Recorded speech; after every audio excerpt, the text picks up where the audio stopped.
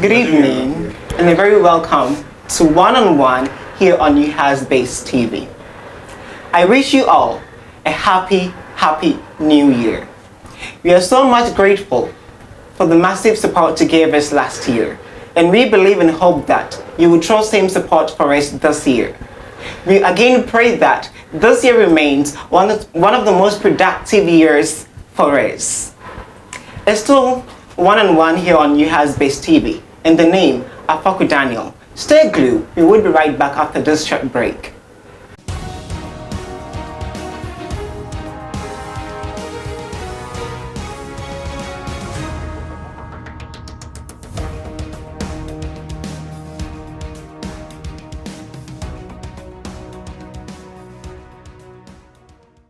Welcome back, lovely viewers, to One-on-One here on UHAS Base TV. The one and only campus television still serving the purpose of bringing to light the performance of outstanding and extraordinary students here on UHAS campus. We have in the studio with us today, you guys are very much tensions. The very person we're going to interview today, he's indeed one of the prominent personalities when it comes to the student populace. He's no other person than the just elected, right? Yes. Okay. Yes. UHAS SRC President, His Excellency Rodger Mascott Lutterodt. I prefer master. I don't like titles much, so I like master. Master. Yeah, master is fine. Okay. Well taken. So Master Rodger Mascott Lutterodt. Yes. Your name sometimes I find it very difficult pronouncing all together. I always need to repeat my name like 3 times whenever I meet somebody. Rodger what? I always say Rodger too because I want to save them the stress, and then they're like, Rodger what? And I'm like, Rodger Mascott Lutterodt. Mascott Lutterodt. And then finally, if I'm lucky, maybe on the 3rd try they get it. Okay. Yeah, but I think you have an interesting name. Oh yeah, and I think name. Your parents did very well giving you those names. You're welcome to One-on-One here on UHAS Base TV. So today we're going to have an interview section with you. Okay. And when I was told that I'm going to interview you, I kept asking myself, what am I going to ask him? Okay, so what I did was to compile questions from your own people, the student I see. of UHAS. Okay. So most of the questions I have over here are questions that the very people who elected you want to know. Okay. So I believe this particular interview is going to serve the purpose of voicing out the voices of the UHAS students. Okay. But to begin with everything, we would like you to throw much more light onto your personal life for us, to your early childhood and how life was like growing up. Like, we would love to know much about our president. So I was born in Accra, and when I was like 5, the family had to move to Cape Coast, so I was literally bred in Cape Coast. I attended University Primary and University Junior High, and then I moved on from there to St. Augustine's College. Okay. So that was in 2017. I completed in 2017, read General Science, and then I came to UHAS in 2018. I spent a gap year at home. Okay. Well, I don't want to get into that, but I spent a gap year at home. I taught maths and pre-technical skills at a private school in that year. Yeah, so just to keep myself occupied and all of that. I'm the first child of 3 and the only male. Oh. Yeah. I think that's basically it. Yes. Okay, thank you so much. So way back in your primary to SHS, did you ever, where along the way did you discover yourself to have that kind of interest for leadership? Did you hold any office or position way back? I held a couple of positions. There were quite a number of positions I held. Okay. I don't think I can remember every single one. But I think as a kid, I was very I wasn't a cool kid. Okay. So I spent most of my time with books, and I think that and conversations with people, most of my friends were actually older than me. So that and conversations with people older than me probably spurred me to think about better leadership. And so I try to help in as many ways as I can. And I remember when I learned about the UN and, was it JHS? Yeah, I was really excited. I said I wanted to work at the UN. So even in SHS, I joined the GUNSA, the Ghana United Nations Students and Youth Association, worked with them for a while, even after school. So yeah, I would say it's probably just reading and conversations with older people. When you're younger and you're talking with older people, like, I think you see reality so much quicker, and it prompts something in you, I guess. So I think that's it.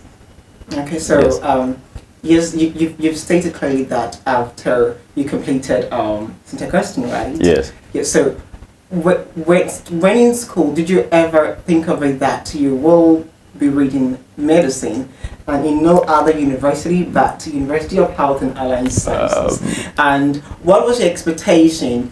And after coming here, after arriving here in this beautiful region of ours, like, how was the feeling? Okay, so when I was in senior high school, there's this thing in senior high schools where it even happens when we're in junior high schools. There are certain schools that have such great names and everybody wants to go there. So I always pictured myself in Lagos Tech, and then 2017 I completed, so I bought only Lagos Tech, and then, well, the usuals. So after the exam and interview, I couldn't get in to medical school. So the next year, I actually bought UDS, UCC, and UHAS, and I actually wanted to get here. So I didn't buy Lagos Tech the next year. I had never been to the Volta region. I'd heard all kinds of things about the Volta region. I wanted to experience it for myself. I wanted to get away from Cape Coast. I'd literally schooled all my life in Cape Coast. So yes, I did want here in 2018, not in 2017. Oh, okay. But the Lord being so good, I got here. And then I came here.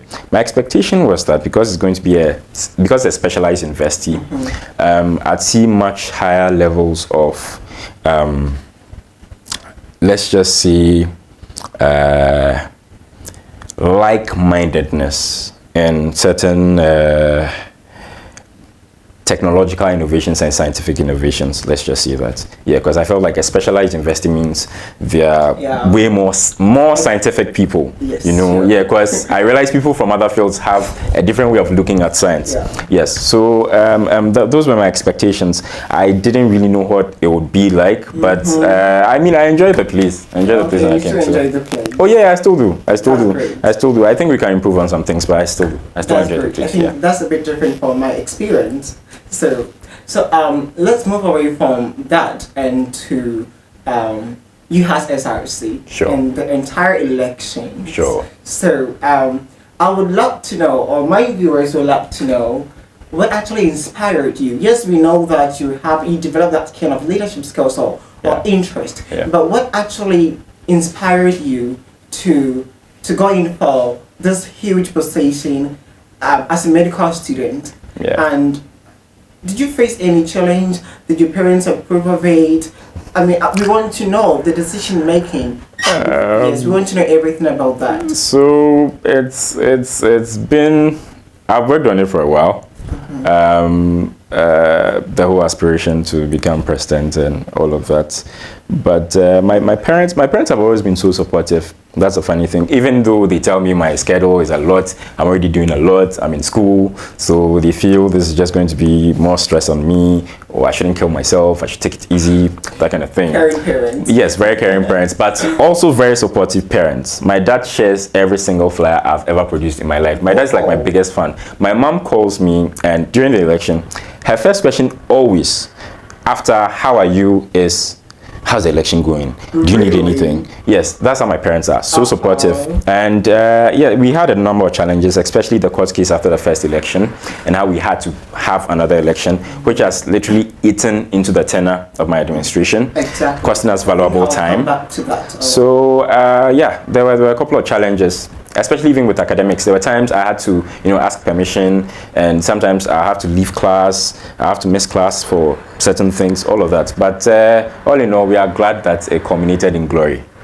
Yes, yes, yes. So, if I get you well, you still have, not just you had, you still have a very supportive family. Yes. But I want to know, what is that thing that keeps you like going? What is that thing that upon all the things, upon the difficulties, the challenges, everything, what's that drive? I mean, that thing that pushes you to going for whatever you want to aspire.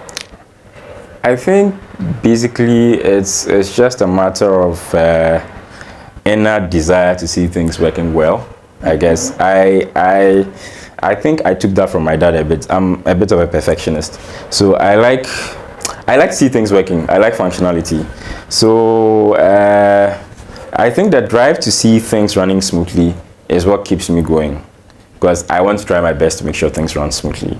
So no matter what the setbacks, you still have to keep persevering and do the best you can. At the end of the day, if you do the best you can and the results are okay, then at least that's great.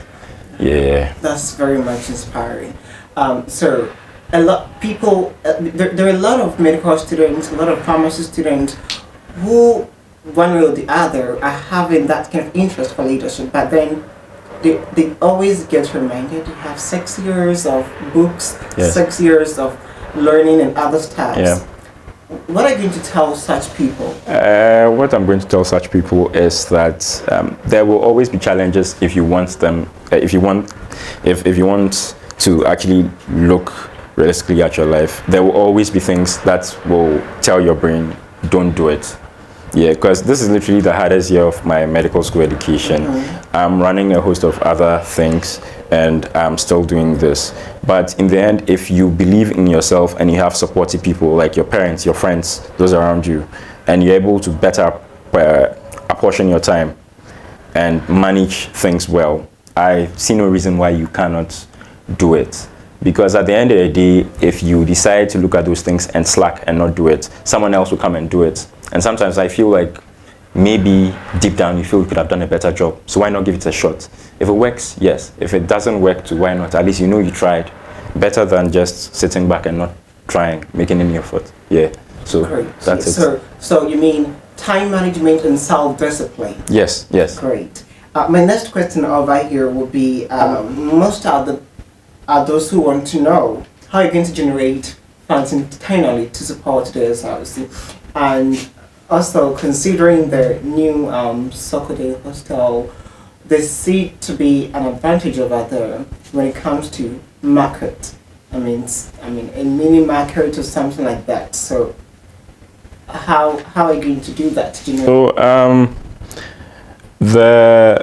we all know that sometimes money is really hard to come by, and considering the current economic situation of the country, it's something that we should really think about. It's rather unfortunate that we had all of the legal issues and things that protracted things, because the idea for me essentially was to at least send certain sponsorship letters, etc., before the year ended, so that by the time the year is starting and people are drawing up, certain companies and firms are drawing up their budgets for the year, we will be factored in. Sadly, that did not happen, but we are still on it. We are trying to get as many sponsorships as we can. In fact, even today, I've been to about 3 different places to talk to different people to see how we can do that. Talks of even a hostel came up, something that we can at least build for the people to also enjoy on the side of town, as well as the Hohoi campus. So I'm still in talks with a lot of people, but at the end of the day, I will need the maximum support of my executives. We will need God's blessing as well to ensure that all of that happens. So I'm just really hopeful. We are praying and we are working as hard as we can. Yeah, even though we have such limited time. Yeah. Sure. Thank you. Next is about the transport issues. Yes, last year during the 10th anniversary, the president came to give us his words. Yes. And we came back, and the road is still, the same condition it was. Yeah. And the Ayalolo has also increased the transport fares. So students are getting much worried about that, if the SRC can actually have that kind of negotiation with the Ayalolo people, so we can have a reduction in the fare, the transport. Okay, so I really hear you loud and clear, especially about the routes. I had to go and lead church prayers on Tuesday, so I had to go to Sokode Hall. And yeah, between holding my breath at points and trying to cover my face at points, I know how bad the road is. The dust, the rocks, all of that. Even private transportation, you sometimes really struggle before you actually get there. For Ayololo, it's a private contractor, it's a private firm. However, we will negotiate with them. We will have a sit down with them. I even want us to get more buses because I realize that the students are way more packed in the buses now. I'm still talking to the coordinator on campus. So hopefully we will achieve relevant results soon. Yes, there's just a lot to deal with. We are trying to work on it as hard and as fast as we can. So you're giving us your words that you're going to work on that, and yes, possibly there'll be some kind of reduction. Yes, you have my word that we will work on it. Okay. Yes. Thank you. We are hoping for very positive results. Thank you so much. Just like the school fees. Exactly. Yes. That is my next question. Yes. What exactly was the percentage of reduction in the fees? So I think that if we decide to look at it that way, it's a bit misleading. The problem with our school is that we are a specialized health institution, and it actually costs a lot to train health professionals. And we do specialized courses. We are not so many in number, so it makes payment for certain things a bit expensive, at least in my view. And so what happened when we sat down with management was, as it was in the communique, they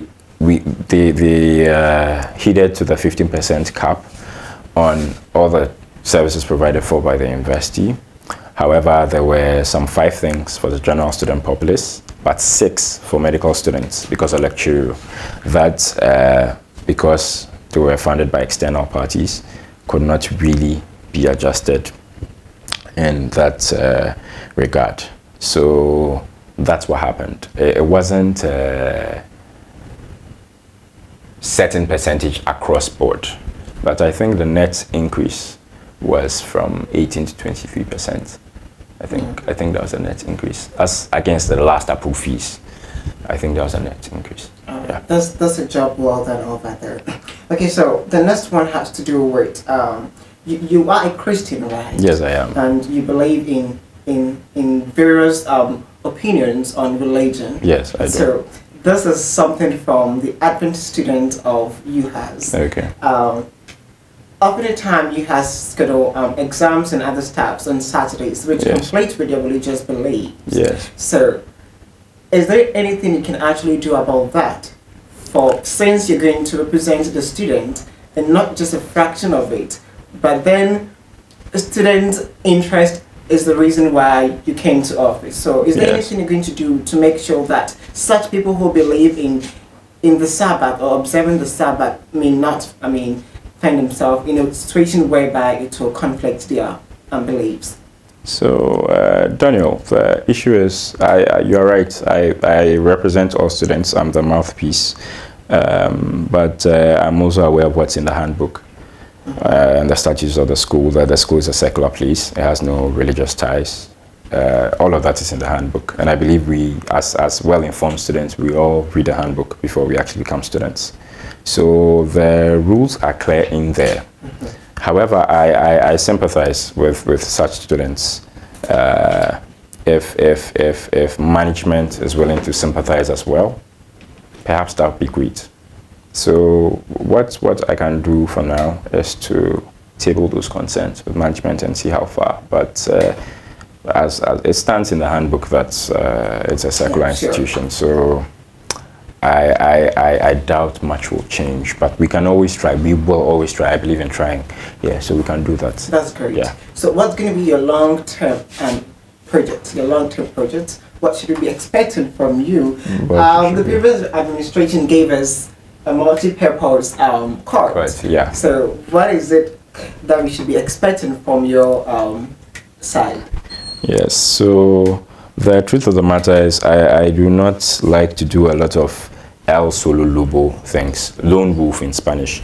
I work with executives, so we at the moment we are all trying to ensure that the various projects and plans that we have are laid out on the table so that we can consolidate them and see which ones we can realistically achieve within this short-term period, which has already been truncated by legal tussles amongst others. Yeah, but that's it. That's it. Yeah. Okay. Thank you so much. Yeah. Thank you so much. Though I didn't understand what you said. That in Spanish, right? Yes, El Solo Lobo. What? Lobo is wolf, El is there, Solo is lone. I think I have to come to you for you to teach me. Yes, so my last question would be on your remarks on the previous administration's job. What do you say? I think was it a job well done, especially when it comes to their elections, how the entire election was, organized? Yes, I think that the job of the Electoral Commission is not one that should be underrated. To be in charge of selecting leaders for a population of over 8,000 students is a very tough job. I think that they were not in the best of times, considering even the economic turmoil at the time. The way the elections tracked because of one or two things, various petitions. I think that when human beings are faced with pressure, most of us, we tend to feel it, and it kind of affects our output in one way or the other. At the end of the day, we got what we wanted, which was free and fair elections. So for me, I think that they did the best they could, and that we should all be grateful.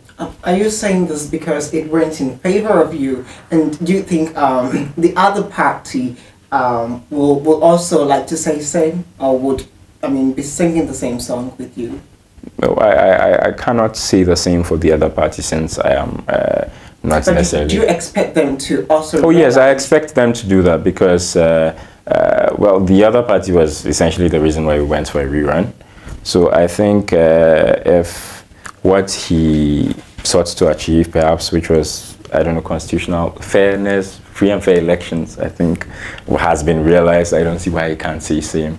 It's just sad that, a lot of time has elapsed, but we hope to make do with what we can get to work for the student populace. Okay, so UHAS is still developing. Yes, still yes, growing. yes. Just 10 years. Yes. A small boy. Yes. But then when it comes to enrollment, yes, there is a significant change or increment in the rate at which the management of this university is enrolling students. yeah, And so it put a lot of pressure on the lot of facilities we have. yeah. Currently, I don't know if you're aware, the level 100 pharmacy students are using a place at the basic school for their lectures. And I'm at their main campus. Sometimes the lack of furniture alone can stress you, Yes. even before the lectures begins. start. Yes. So is there anything you'll be doing about all these things? So there was a new consignment of furniture received. I think that was last semester. I've even seen some at Dave, the Dave campus. Yeah, it's unfortunate that pharmacy level 100s are having lectures there, but I believe that the university is still on track to finishing certain buildings that I believe will encompass the number of students they are enrolling. The thing about education is it's so valuable, and so sometimes you can't just turn people away. But we hope that things get better with time. I will follow up as well on those projects. Great. And see what's happening. Okay, so what is it going to do so differently, in your administration? What we're going to do differently? I think we will have better debates in Parliament. I have always believed in debates. I feel that, I read this book last week. It's called Good Arguments by Bosio. He says that nations are at their best evolving arguments. So essentially, I think that the ability to disagree with each other respectfully but appreciate different viewpoints is what will lead us to better governance.